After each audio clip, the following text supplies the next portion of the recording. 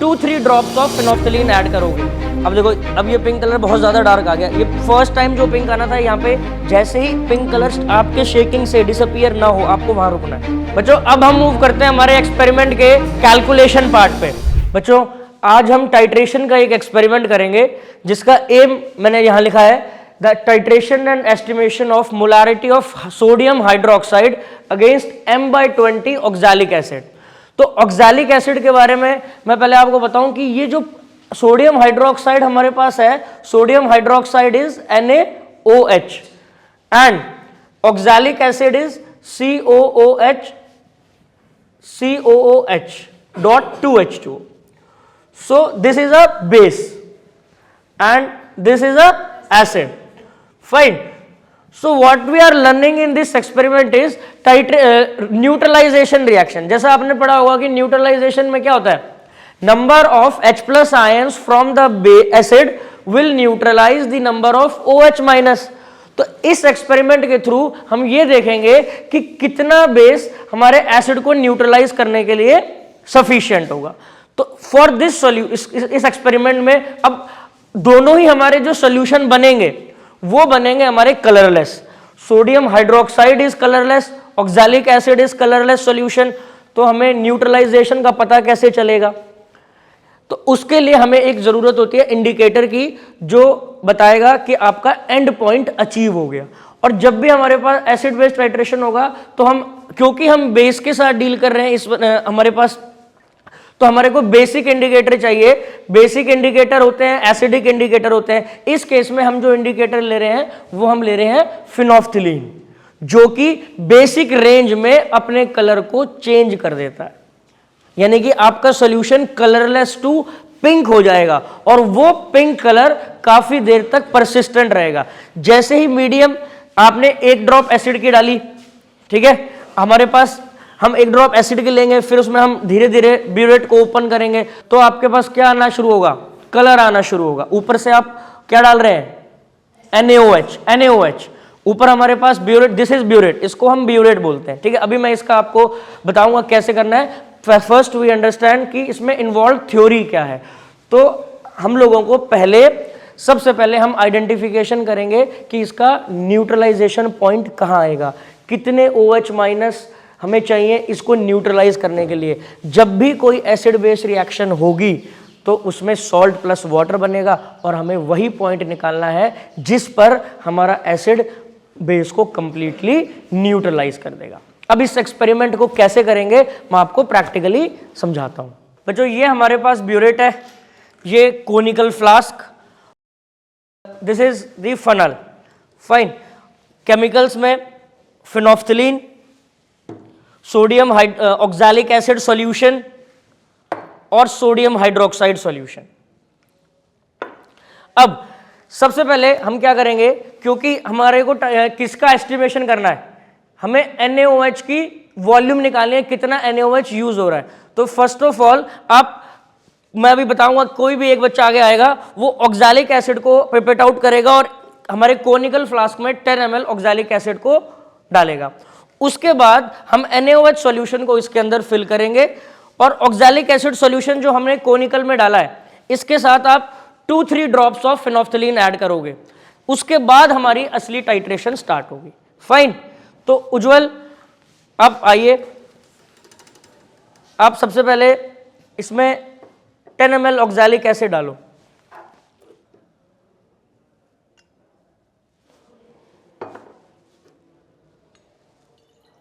Okay fine. अब 2-3 drops of phenolphthalein indicator,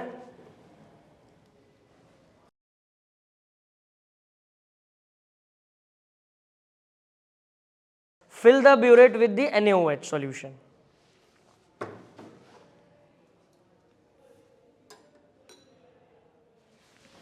एक minute,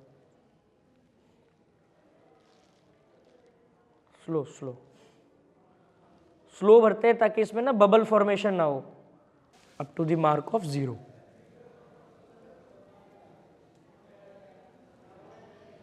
बस। अब देखो, क्योंकि ये एक कलरलेस लिक्विड था ना, तो अब जब भी हम किसी भी इसको फिल करते हैं तो हमारे पास दो ऑप्शन आएंगे कि भाई मार्कर की जो रीडिंग है वो 0 ये है। अब वाटर है, वाटर तो कभी लेवल में ऐसे आता ही नहीं है, वाटर का लेवल हमेशा लोअर मेनिस्कस से, कोई भी कलरलेस लिक्विड होगा तो आप उसका लोअर मेनिस्कस ऑब्जर्व करते हो कि जो 0 पे टच कर जाए। अब वाटर मान लो आपका इस तरीके से सेटल हो रहा है तो this point should be at the 0। Fine. कुछ लिक्विड ऐसे होते हैं जिनका हम अपर मेनिस्कस देखते हैं, वो कलरफुल लिक्विड होते हैं। जब भी हमारे पास कलरलेस लिक्विड होगा हम लोअर मेनिस्कस को 0 पे टच कराएंगे। क्लियर? तो अब हम टाइट्रेशन के स्टेप को स्टार्ट करते हैं। इसके अंदर क्या फिल किया है बच्चों? NaOH solution. और यहां पे हमारे पास क्या है? Oxalic acid solution with phenolphthalein indicator. Fine. तो अब धीरे धीरे इस टाइट्रेशन को स्टार्ट करते हैं एंड हमारी ऑब्जर्वेशन क्या होनी चाहिए कि इसके अंदर पिंक कलर इमर्ज होना स्टार्ट होगा। फर्स्ट टाइम पिंक कलर आएगा, आप इसको रोकोगे और उसके बाद मेजर करना, थोड़ा शेक करेंगे ताकि वो पिंक कलर परसिस्टेंट है कि नहीं इसका आइडिया लगे। अगर वो देखो पिंक कलर आ रहा है, देखो 1-2 ड्रॉप अभी गई है, कलर आया है ना इसमें, बट वो पिंक कलर फिर से हट गया। तो अब मैं क्या करता हूं, इसको इस टाइट्रेशन को स्टार्ट करते हैं हल्का हल्का ऐसे।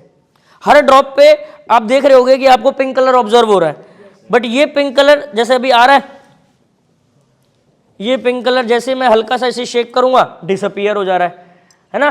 तो जब इसमें परमानेंट पिंक कलर आ जाए तब हम देखेंगे कि हमारा एसिड जो है वो न्यूट्रलाइज हो गया है। फाइन। तो देखो ये पिंक कलर फिर डिसअपीयर हो गया, इसका मतलब न्यूट्रलाइजेशन अभी कंप्लीट नहीं हुआ। तो और इसके नीचे मैंने ये व्हाइट क्यों रखा है? So that pink colour is clearly observe, आपको दिखे कि हाँ पिंक कलर आ भी रहा है। हर एक ड्रॉप पर आपको पिंक कलर यहां पर आता हुआ दिखाई दे रहा होगा, बट इट इज डिसकंटिन्यूइंग, वो आपको डिसअपीयर होता हुआ दिख रहा है बार बार।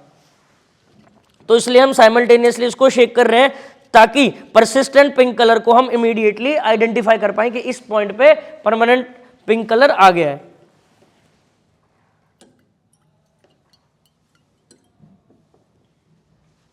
तो ऐसे ये टाइट्रेशन चलती रहेगी जब तक परमानेंट पिंक कलर ना आए।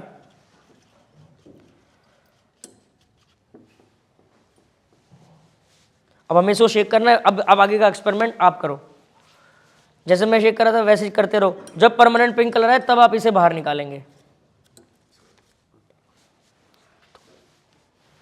हाँ करो करो, नहीं ज़्यादा नहीं, बंद कर दे, ज़्यादा कर दिया तुमने। अब ये नहीं जाएगा, इट मीन्स कि अब देखो अब ये पिंक कलर बहुत ज़्यादा डार्क आ गया। ये फर्स्ट टाइम जो पिंक आना था यहाँ पे वही चाहिए था हमें, तो थोड़ा सा ज़्यादा पिंक हो गया है, बट कोई नहीं। अब हमें इसीलिए, क्योंकि कई बार क्या होता है ना, हम ऐसे ध्यान इधर उधर हो जाता है तो हम ज़्यादा NaOH ऊपर से डाल देते हैं, बट जो ये हुआ अभी पिंक कलर आया है तो हम इसकी वॉल्यूम नोट कर लेते हैं। हाउएवर इसमें एक गलती इससे हो गई कि इसने नोजल को ज़्यादा ओपन कर दिया जिसकी वजह से एक्सेस में NaOH चला गया। अब ये पिंक कलर परसिस्टेंट हो गया और ये हटेगा ही नहीं। तो अब इस सेट को हम रिपीट करते हैं। तो फर्स्ट सेट की अगर मैं ऑब्जर्वेशन लिखूं तो मुझे बताना इनिशियल ब्यूरेट रीडिंग कितनी थी? 0। फाइनल ब्यूरेट रीडिंग इस टाइम पे कितनी उज्जवल, चेक करके बताओ। 16 पॉइंट एग्जैक्ट 16 है, 16.4, 16.4। तो इसको हम लिखेंगे 16.4। और तो वॉल्यूम ऑफ NaOH यूज कितना आ गया? 16.4। और इस बार हम अगले सेट में इसको 16.4 से ही स्टार्ट करते हैं और यही सेट रिपीट होगा ताकि हमारे को एक एक्चुअल कॉन्कॉर्डेंट वैल्यू आ जाए, जो मिस्टेक यहां हुई है वो रिपीट ना हो पाए। फाइन। तो बच्चों 2 सेट हमने इसके कंप्लीट किए। फर्स्ट सेट में हमारा वॉल्यूम कितना आया? 16.4। सेकंड सेट में 12.5। क्योंकि फर्स्ट सेट में कुछ मिस्टेक्स हुई थी, हमने सेकंड में उसे इंप्रूव किया है। तो लास्ट और फाइनल सेट को करते हैं, देखते हैं हमारी उसमें क्या रीडिंग्स आती हैं। तो इसके लिए मैं बुलाऊंगा प्रियंका को। प्रियंका थर्ड सेट आपको करना है। फाइन, करो।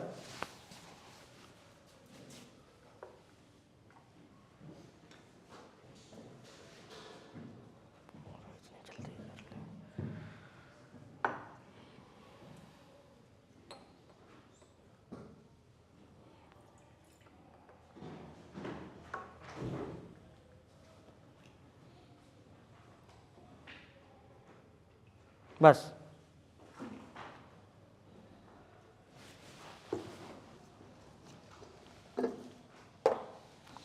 करिए टाइट्रेशन स्टार्ट।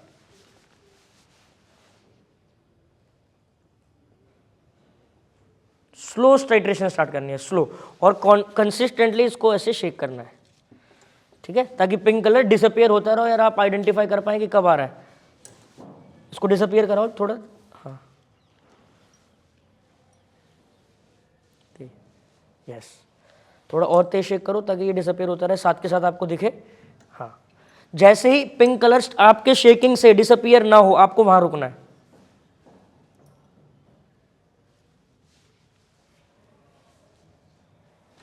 और थोड़ा तेज शेक कर, ऐसे शेक कर दो उसको।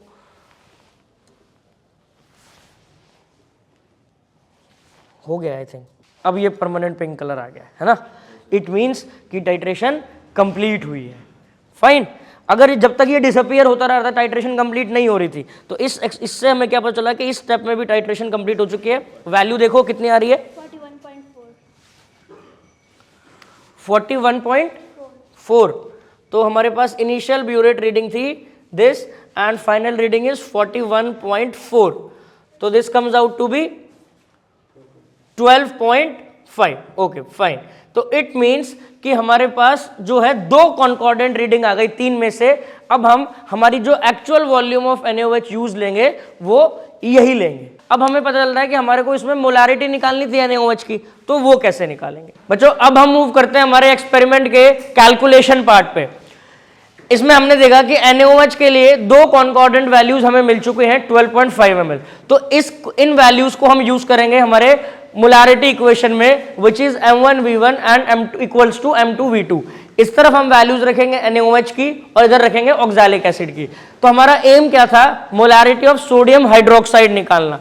तो सोडियम हाइड्रोक्साइड की मोलारिटी तो आपको निकालनी है, इनटू में वॉल्यूम ऑफ NaOH यूटिलाइज्ड हमारे पास है, कितना है ये 12.5, तो यहां आप इसे 12.5 ml रख देंगे, तो which will be equal to M2। M2 is molarity of oxalic acid which is 1/20, तो 1/20 आ गया आपके पास। और वॉल्यूम ऑफ ऑक्सैलिक एसिड जो आप टाइट्रेशन के लिए ले रहे थे वो कितनी थी, वो थी हमारे पास 10 ml। ऑक्सैलिक एसिड के लिए जो हमने लिया था वो कितना था 10 ml, तो यहां आप 10 ml लिख देंगे। तो अगर हम यहां से M1 कैलकुलेट करें तो this will come out to be 0.5 divided by 12.5, fine, and overall it will come out to be 1/25, which is equivalent to 0.04 molar. तो इस एक्सपेरिमेंट से हमने एक अननोन, हमें नहीं पता था कि सोडियम हाइड्रोक्साइड की कितनी मोलारिटी का सॉल्यूशन हमें बना के दिया था, हमें सिर्फ एक ही बात पता थी कि हमारा ऑक्सैलिक एसिड किस कंसंट्रेशन का है, और हमने इस एक्सपेरिमेंट के थ्रू ये डिटरमाइन कर लिया कि जो अननोन सैंपल हमें दिया था, अननोन NaOH हमें दिया था, उसकी मोलारिटी कितनी होगी। तो ये हमारी एसिड बेस्ड टाइट्रेशन एक कंप्लीट हो गई। फाइन, किसी को कोई डाउट?